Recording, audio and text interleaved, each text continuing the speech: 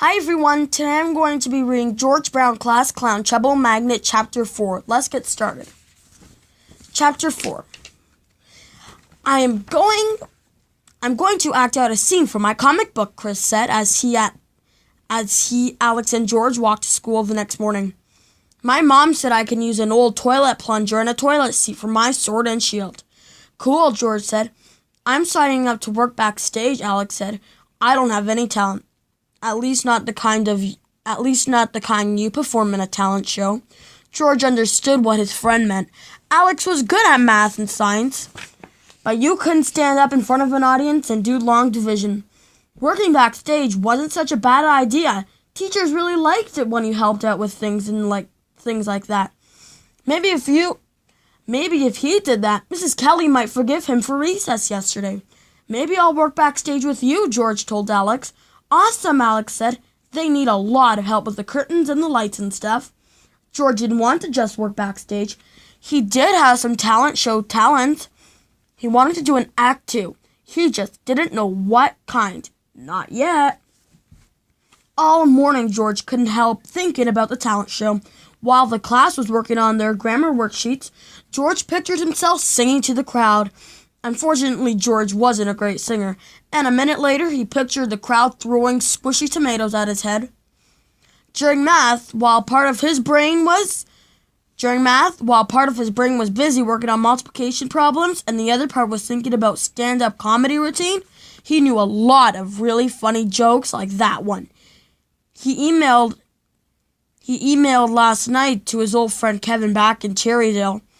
How can I tell if an elephant's been in your refrigerator? You find his footprints in the peanut butter. George laughed quietly at his own joke, but apparently not quietly enough. George, Mrs. Kelly scowled. Can you tell me what's so funny about this math problem? Nothing, George said. I'm going to read this poem called Cassie at the Bat. Juliana said at lunch. It's all about this amazing baseball player. Well, he's amazing until the end of the poem anyway. Then he strikes out. Aurelia, Tess, Molly, and I are researching our dance after school today, Sage said. We have the music picked out already. It's called The Four Seasons. What are you going to do, Louie? Max asked. Louie looked at him. We're going to start a band at the talent show. Will be our first gig, he said. I'm on guitar, Mike's on drums. Max frowned. I don't play anything, he said. How am I supposed to be in the band?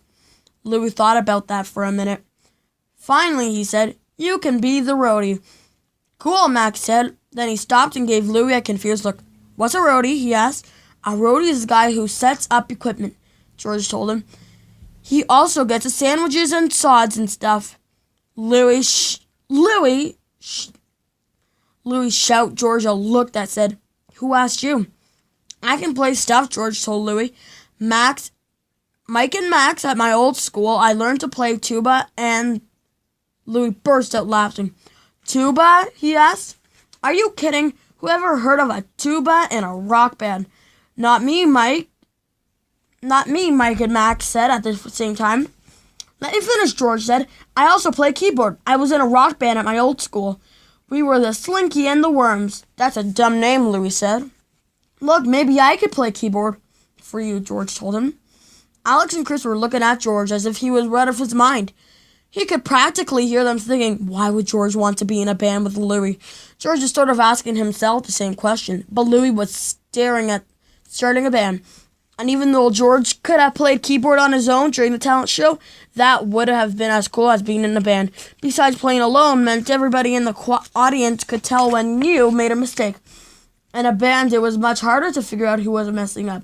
Louie looked at him strangely. Why would I want you on keyboard, he asked. Because guitar and drums don't make much of a band, George explained. It was hard for Louie to argue with that. Well, how do I know you can play? He asked finally. Yeah, you could be making up whole Slinky the Worms thing up, Max added. Slinky and the Worms, George corrected him, and I'm not making it up. Prove it, Louie said. Come to my house.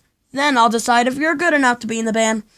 Anytime you want, George replied. Louie stood up. Okay, I'm done eating, Louie said, pushing his tray away.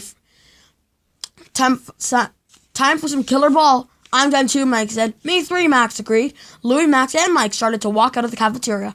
But before they did, Louis turned around. Oh, and one more thing, he told George. I'm lead singer. Suddenly, George felt a little bubble brewing up inside, kind of like he was going to burp. He opened his mouth to say, okay, but out came a little burp, and then he said, you should sing solo. Solo, so no one can hear you. Chris and Alex started to laugh. What did you say, Louis asked. George didn't answer. That had been a mini magic burp. The next one might be a whopper, he said. That he thought so. Chris told Louis I heard him. Yeah, that's what I figured, he said. Louis said he didn't sound like he really believed it. George shot Chris a closed-mouth smile, but he didn't say a thing. He was afraid to open his mouth. When Louis was gone, Chris asked, how come you won't be in Louis' band? Being in a band is cool, George said. Yeah, I guess, Alex agreed. If I could play guitar, I'd be in a band. It would have been great to have a band with Chris and Alex, but since that wasn't going to happen, George would have to settle for being in Louis' band. George watched through the cafeteria window. Louis really nailed a third grader in a killer ball. Gulp. What if Louis just played as hard as a killer? What if Louis just played as hard at a killer band? What if Louis just played as hard at a killer band?